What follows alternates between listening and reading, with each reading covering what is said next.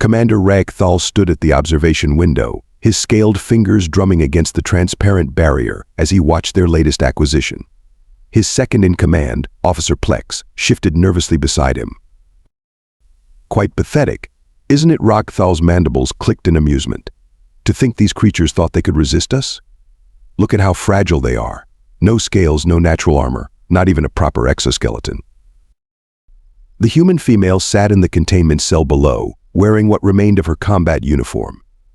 Lieutenant Amanda Blackwood, as their intelligence suggested, though Ragthal found human names as laughable as their primitive technology. Sir Plex cleared his throat, a habit he'd unfortunately picked up from studying too many human broadcasts. The prisoner has refused all nutrient paste offerings and shows signs of what they call laughter when questioned. Laughter. Ragthal's secondary eyes blinked in sequence. In captivity? Perhaps their species lacks basic survival instincts. He straightened his ceremonial cape, adorned with medals from 100 conquered worlds. Give me a status report on the facility's security measures. Plex activated his neural interface, and the air around them filled with floating holographic displays. Quantum barriers at full strength, sir. 3 layers of plasma fields, neural scramblers, and gravity wells all functioning at optimal levels. The emergency response battalion stands ready, though I doubt we'll need them for a single human. Excellent. Ragthal watched as their prisoner began doing what humans called push-ups. How typical of their species, trying to maintain physical conditioning when they should be cowering in fear. And the research team. Dr. Nexus and her group are eager to begin their examination. They've never had such a high-ranking human specimen before. Though Plex hesitated, his scales shifting to a slightly paler shade of green. Speak freely, officer. The medical team reports unusual readings from their preliminary scans. The human's bone density, muscle fiber structure, and neural patterns don't match our previous data.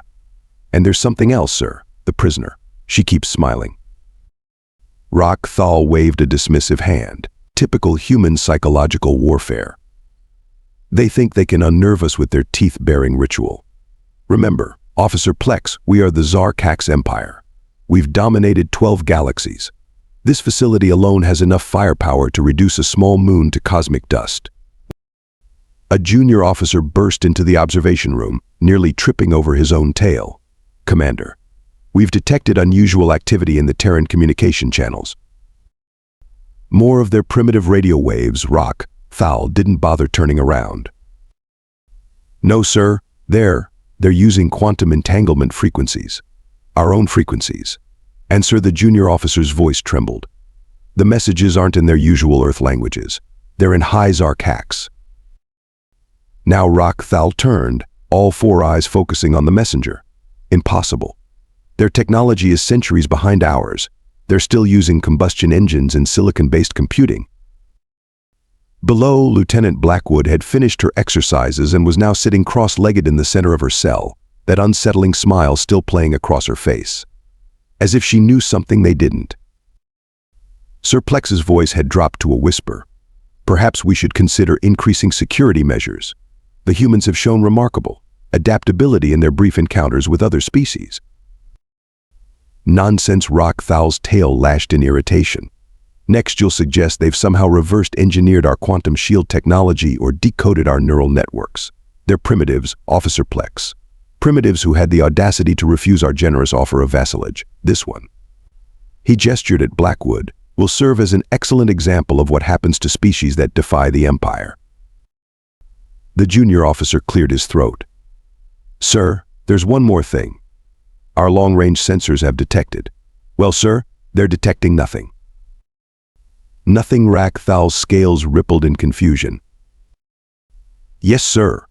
All the usual background radiation, stellar phenomena, and space traffic. It's gone silent. As if something is blocking our sensors. Or as if something is coming that's absorbing all signals. In her cell, Lieutenant Blackwood looked up directly at the observation window. Even though Ragthal knew she couldn't see through the one-way quantum barrier, her eyes seemed to meet his, and then she winked. For the first time in his 300-cycle career, Commander Ragthal felt something he'd never experienced before: doubt. Dr. Nexus adjusted her sensory appendages as she studied the readings from the interrogation chamber. Behind her, Commander Rak Thal paced impatiently, his ceremonial cape swishing against the polished floor. Fascinating, she muttered, her primary brain processing the data while her secondary brain coordinated the test sequences. The human's pain threshold exceeds our baseline predictions by 300%. Lieutenant Blackwood sat strapped to the Neural Inquisitor, a device that had broken the strongest minds of 17 species. She was humming. Actually humming. Some oddly catchy tune about a sailor going to sea. Impossible, Rak Thal snapped. Increase the neural stimulus. With respect, Commander, we're already at maximum safe levels. Any higher could cause permanent neural damage, and you wanted the specimen intact for further study. Blackwood stopped humming long enough to speak. You know what's funny? I had worse during basic training. She cracked her neck, the sound making several junior scientists flinch. Though I gotta admit, the light show is pretty impressive. Dr. Nexus exchanged worried glances with her research team. No species had ever maintained coherent speech patterns at this stimulus level, let alone displayed humor. You mentioned basic training, Nexus said, her scientific curiosity overtaking protocol. This is a military preparation process. Oh yeah. 13 weeks of pure fun. Sergeant Barnes was way scarier than this fancy chair of yours. He once made us do burpees in the rain for 6 hours because someone's boots weren't shiny enough. The research team frantically recorded every word. Rak Thal's scales flushed dark with anger. You're lying. No species would voluntarily subject their warriors to such conditions. Blackwood laughed. Voluntarily? Hell, we pay for the privilege. Got any more party tricks? This is starting to get boring. Nexus switched off the Neural Inquisitor. Her appendages trembled slightly as she reviewed the complete data set. Commander, I believe we may have miscalculated. Explain. The human's neural pathways. They're adapting. Each stimulus cycle is less effective than the last. It's as if she paused, checking her readings again. It's as if her nervous system is learning to ignore our technology. That's not possible. Rak Thal's tail knocked over a tray of scientific instruments. No biological system can adapt that quickly. Unless Officer Plex interjected from his observation post, they've encountered similar technology before. The room fell silent. Even Blackwood stopped humming, though her smile grew wider. Preposterous, Rak Thal finally said. Their planet hasn't even achieved unified government. They're still fighting amongst themselves over primitive resources. Actually, Blackwood chimed in, we just like fighting. It's kind of our thing.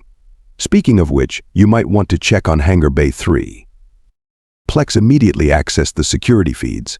His scales went pale. Sir, the automated defense systems in Hangar 3 have gone offline. What? How? Unknown, sir. But it started exactly when the prisoner mentioned it. Rak Thal stormed over to Blackwood. What did you do? Me? I'm strapped to your fancy chair, remember? I'm just making conversation. She tilted her head. Though if I were you, I'd probably check Hangar 4 in about, 15 seconds. The facility's alarms began blaring. Red emergency lights bathed the interrogation chamber in an ominous glow. Multiple security breaches detected, the automated system announced in Zarkax. Quantum barrier integrity compromised. Neural scrambler network offline. Emergency protocols initiated. Dr. Nexus's appendages were flying over her console. Commander, these readings.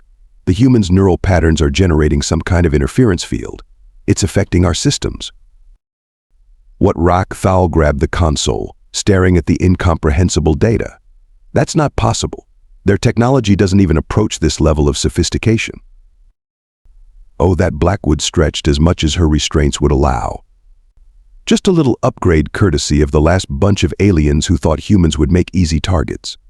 Neural transmitter, bioengineered enhancement package, the works. We reversed engineered their tech, made it better, then took their entire fleet as a thank you gift. Her smile turned predatory. The Zarkax Empire isn't the first to underestimate Earth, but you might be the last. The lights flickered. In the distance, something exploded.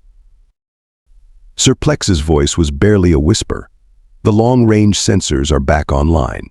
You need to see this. The holographic display showed thousands of ships dropping out of quantum space. Ships of clearly human design, but incorporating technology that should have been centuries beyond their reach. Quite a fleet, right? Blackwood commented casually. Would you believe we built all that in just 8 months? Humans get really productive when we're angry. And kidnapping a Marine, she shook her head. That made us very, very angry. Rakthal's ceremonial cape suddenly felt very heavy. Why are you telling us this now?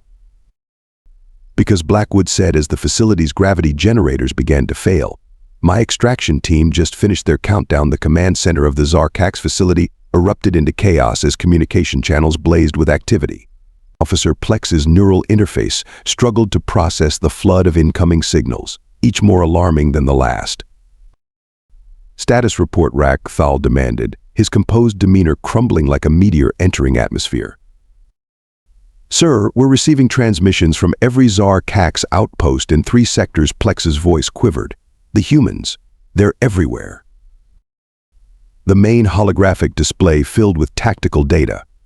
Across vast stretches of space, Zarkax defensive positions were going dark, not just damaged or destroyed, but completely silent. Show me, Rakthal commanded. The footage that appeared made his scales crawl. Human ships, sleek and predatory, moved with impossible precision. They were using modified versions of Zarkax quantum drives, but the energy signatures were off the charts. Where Zarkax ships needed hours to recharge after a quantum jump, the human vessels were jumping rapidly, appearing and disappearing like cosmic lightning. This can't be happening, a junior tactical officer whispered. Their ships are using banned quantum configurations. The kind theoretical weapons division said would tear apart any vessel attempting them. Tear apart any Zarkax vessel, corrected a familiar voice. Lieutenant Blackwood, now standing in the doorway flanked by 2 heavily armed humans in powered combat suits, looked thoroughly amused. Turns out human brains are particularly good at handling quantum displacement stress. Who knew? Rakthal spun around, his ceremonial cape tangling with his tail. Guards. Oh, you mean these guards? Blackwood gestured to the unconscious Zarkax security team in the hallway. They're taking a little nap. The neural scrambler feedback hit them pretty hard when we reversed its frequency. More tactical displays lit up as new data poured in. The human fleet wasn't just attacking, they were herding Zarkax forces like prey animals, forcing them into precisely calculated kill zones. Sir Plex reported, his scales now almost white with fear. We're receiving a priority transmission from High Command. They're ordering an immediate withdrawal from all human-controlled space. Withdrawal? Rakthal's secondary eyes bulged. The Empire does not withdraw. We are the dominant force in 12 galaxies. 11 galaxies now, one of the human soldiers corrected. His powered armor hummed softly as he moved, the surface shifting colors to match the surrounding environment. You really should have studied our history better. Humans have this bad habit of taking other people's tech and making it way more dangerous. Another explosion rocked the facility. Through the command center's panoramic windows, they could see human dropships deploying troops with terrifying efficiency. Each soldier moved with augmented speed and strength, their armor incorporating technology stolen from half a dozen alien races. The worst part, Blackwood said, casually leaning against a console, is that you guys actually had better tech than most who tried to invade Earth. But you made the same mistake they all made. You thought we'd be easy prey because we still fight among ourselves. The tactical display showed more human ships arriving. But these were different, massive vessels that dwarfed even Zarkax capital ships. What are those? Plex asked, professional curiosity momentarily overriding his fear. Remember that quantum barrier technology you're so proud of? Blackwood grinned. We figured out how to project it around entire ships. Those big boys are mobile fortress factories. They can produce a complete combat fleet in under a week. We've got about 50 of them now, scattered across your former territory. Rakthal's mind reeled as he processed the implications, but the resources required. The industrial capacity, Like I said, humans get really productive when we're angry. The whole planet's been working overtime since you grabbed me. Multiple governments, corporations, even former enemies, all focused on one goal, making sure nobody ever thinks they can push humanity around again. The facility shook again, more violently this time. Outside, human troops were methodically securing each section, their movements suggesting intimate knowledge of the layout. "Did you really think I was the only one sending neural data back to Earth?" Blackwood asked. "Everything I experienced in your tender care got transmitted, analyzed, and used to upgrade our weapons and defenses. You didn't just capture a Marine, you gave Earth a live feed of your most classified military technology." A new alert screamed across the command displays. The quantum barrier protecting the facility's central core was failing, systematically dismantled by human cyber warfare teams using protocols that shouldn't have existed. "This is impossible," Rockthal muttered. "Your species was supposed to be centuries away from this level of advancement." "Here's the thing about humans," Blackwood said, checking her tactical display with practiced ease. "We don't do what we're supposed to do. We see someone else's impossible and think, hey, that looks fun. Let's do it twice as fast and 3 times more explosively." Through the windows, they could see more human ships arriving, their hulls bristling with weapons that combined Zarkak's quantum technology with several other alien weapon systems, all refined and improved by human engineering. Sir Plex said quietly, "High Command is sending new orders. They're requesting permission to open diplomatic channels with Earth." Rockthal's tail went limp. In the 12,000 cycle history of the Empire, they had never initiated diplomatic contact. Other species petitioned them, begged them, submitted to them, but they had never. "Oh good," Blackwood said brightly, "you're learning. Maybe there's hope for your species after all. Now, about those other 11 galaxies of yours." Commander Rockthal watched in horror as another status display winked out. The great fortress of Kaxnar, impenetrable for 6,000 cycles, had fallen in less than 20 minutes to human forces. His command center, once a monument to Zarkak's superiority, now served as his prison, with Lieutenant Blackwood and her team allowing him to witness his empire's dismantling. "Fortress Yaxtal has gone dark," Plex reported, his voice hollow. "Their last transmission mentioned something called tank divisions. The humans are using ground vehicles that can phase through solid matter." He phased through. Rackthal's scales rippled in disbelief. "That's theoretical technology. Even our best scientists said the power requirements would be impossible," Blackwood interrupted, tapping something on her armor's control panel. A holographic display showed massive human vehicles materializing inside Zarkak's fortifications. "Yeah, we get that a lot. Turns out the power requirements aren't so bad when you combine your quantum tech with that nice zero-point energy system we borrowed from the Nexari last year." The Nexari. Rockthal remembered their delegation at the last Galactic Council, bragging about their impenetrable defense grid. They had disappeared from galactic politics 6 months ago, claiming technical difficulties. "You didn't," he whispered. "They shot down one of our survey ships," Blackwood shrugged. "We took their tech as an apology, added it to the collection." Speaking of collections, she nodded to one of her soldiers, who activated another display. The screen showed human ships surrounding the Zarkak shipyards at Dexpor, but instead of destroying them, the humans were stealing them. Massive transport ships swallowed entire dry docks, while human engineers swarmed through production facilities. "That's our most advanced manufacturing center." "Was your most advanced manufacturing center," Blackwood corrected. "Now it's our new research and development facility. Those quantum forge designs of yours are pretty impressive. Our engineers have some fun ideas for improvements." Another alert screamed across the command displays. The research station at Vortal, home to the Empire's most classified military projects, was under attack. But the tactical data made no sense. Sir Plex said, his professional composure finally cracking. "The humans at Vortal, they're using our own prototype weapons against the station. Weapons that never made it past theoretical testing." Blackwood laughed. "You really should encrypt your research databases better, or at least not connect them to networks that can be accessed from detention cell neural scanners." Everything. Rockthal's secondary heart nearly stopped. You accessed everything. Every blueprint, every failed experiment, every theoretical weapon you were too scared to build. Turns out humans are really good at making impossible things work. Must be all that practice ignoring the laws of physics. The main display updated with fresh tactical data. Across 3 spiral arms of the galaxy, human forces were systematically dismantling the Zarkak's military infrastructure. But they weren't just destroying it. They were studying it, improving it, and turning it against its creators. Base Commander T. Hal requests immediate reinforcements. Plex reported. The humans are using some kind of biological warfare. We would never. Reichthal started. Oh, that's not a weapon, Blackwood interjected. That's coffee. We gave some to your troops. Turns out your species gets really hyperactive with caffeine. Most of them are too busy bouncing off walls to fight back. A new series of alarms blared. The quantum communication network, backbone of the Empire's military command structure, was experiencing unprecedented disruptions. What are you doing to our network? Reichthal demanded. Us?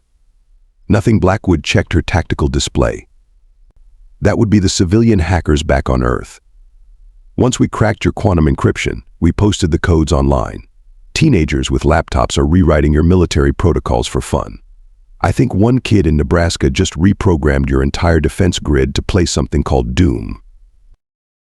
The implications staggered him. The Zarkaks had always assumed their technology was too advanced for other species to comprehend, let alone manipulate. But these humans weren't just using it, they were treating it like a toy. Sir Plex's voice dropped to a whisper. We're receiving reports from the colony worlds. The human ships are appearing in orbit, but they're not attacking. They're broadcasting something. Show me. The display filled with images of human entertainment broadcasts. Cooking shows, sports matches, something called cat videos. But mixed in with the entertainment were historical documentaries, showing humanity's rapid rise from a primitive civilization to a spacefaring species. Psychological warfare, Reichthal asked. In cultural exchange, Blackwood corrected. We're letting your people see who we really are. And more importantly, what happens when someone picks a fight with us.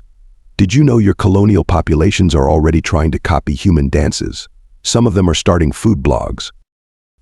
Another fortress fell. This one to what the reports described as human ships that could control gravity itself.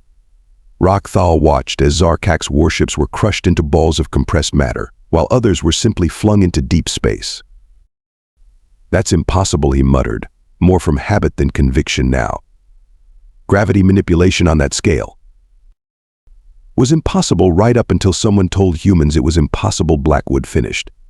Really, you should have done your homework. There are entire human religions built around proving people wrong. The tactical display updated again. The Zarkak's Third Fleet, pride of the Imperial Navy, was retreating from human forces. But the humans weren't pursuing. Instead, they were systematically blocking quantum travel corridors, herding the Zarkak ships exactly where they wanted them. Your ships are faster, Reichthal observed. Why not destroy them?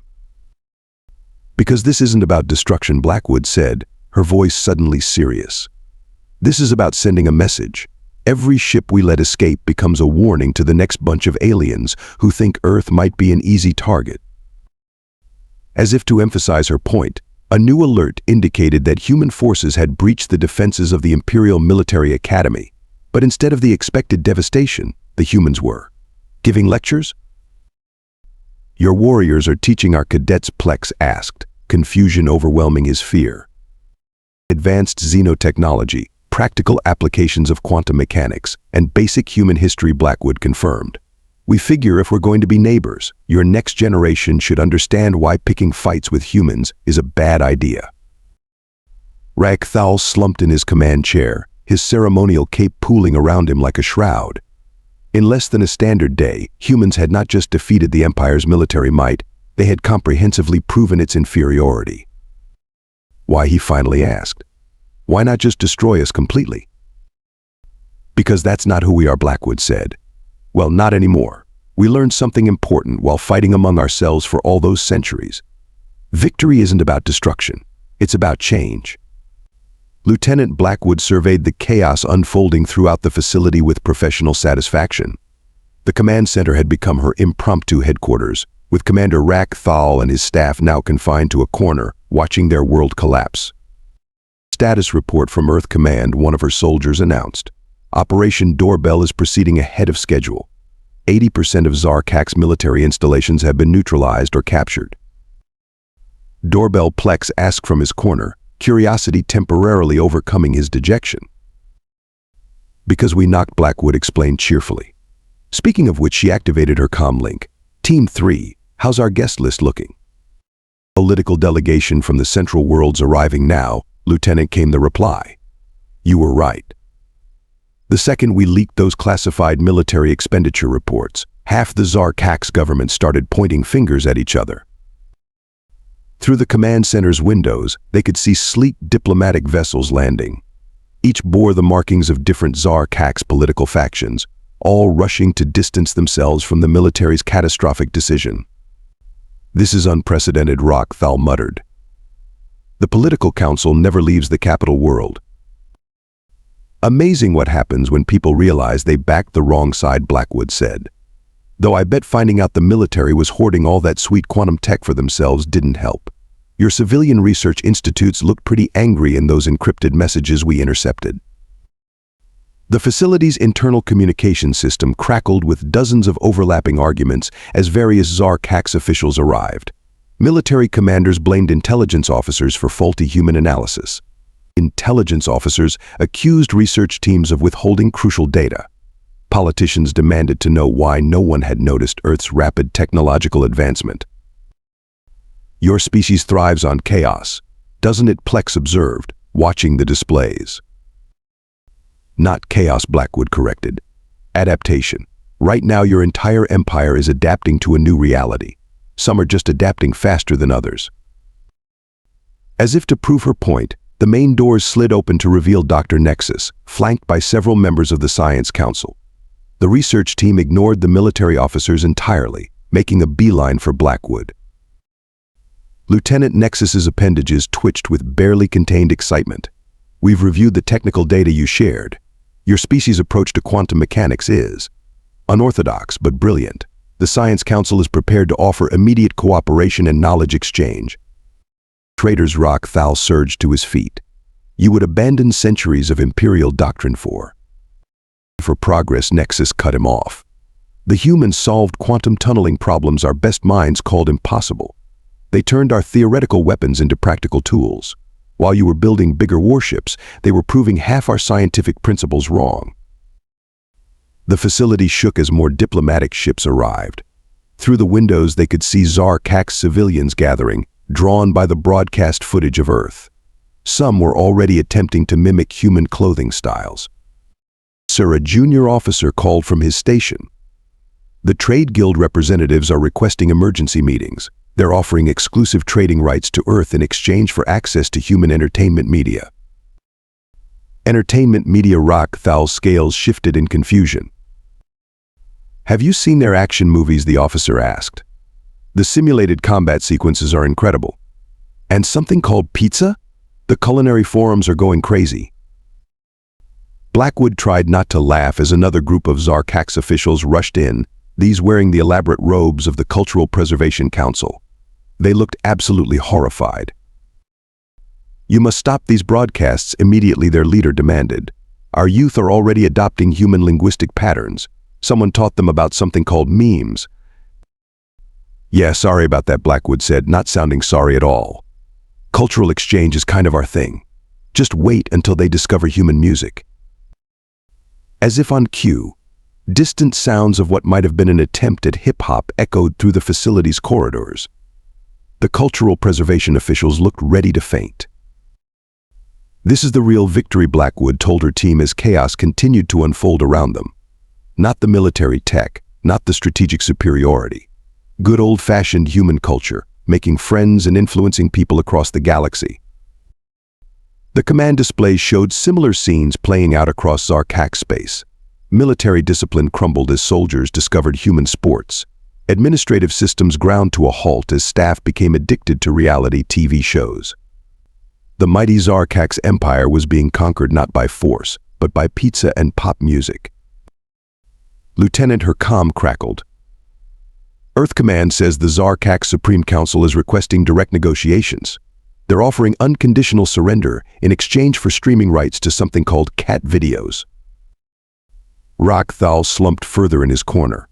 We should have studied your psychological warfare capabilities more carefully. Psychological warfare, Blackwood grinned. Nah, this is just humans being humans. Sharing cool stuff, making friends, and occasionally reminding everyone that we can reverse engineer their best weapons if they make us angry. Dr. Nexus approached again, practically vibrating with excitement. Lieutenant, the Science Council has another proposal.